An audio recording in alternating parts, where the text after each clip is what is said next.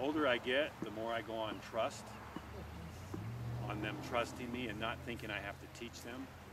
And I find that the more trust I get, the less I have to teach, especially on obstacles, especially in the, what do you call, sport that I do, which is all these scary looking things, right? And horses, if they don't have total trust in you, that has to be trust, because I know they're not all that brave and that smart. So don't ever think that you've got to work all these different things to get them to do it. But there are certain things you got to practice that they have to learn. One is side passing over an obstacle.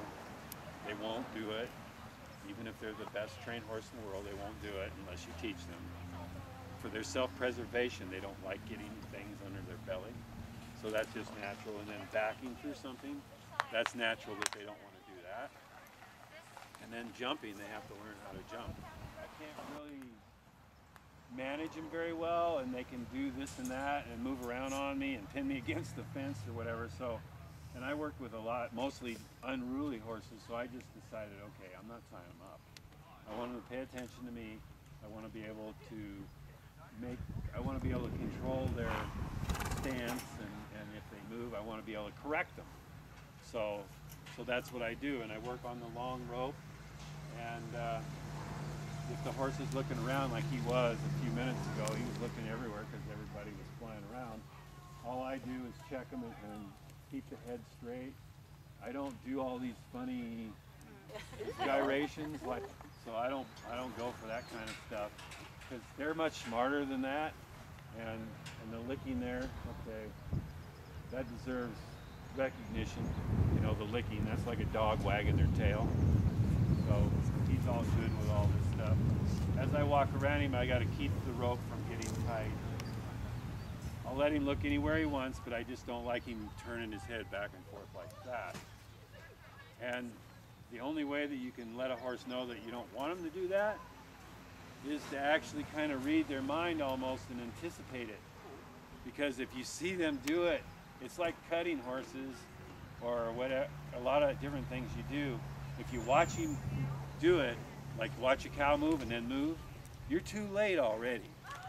You have to almost anticipate, and you have to go exactly when the cow goes. When you see his eye go to look over there, you've got a second to react if you're on the ball. You do have a second to react and catch that. But if you don't catch it until after he's done it, it's history. He doesn't get it when you pull his head back. He doesn't get the fact that, oh, you didn't want him to turn his head. He just thinks you're getting his attention again. That's the way he goes. And then when I walk back here and groom him, keep this really nice and loose. Brush him everywhere he needs to be brushed.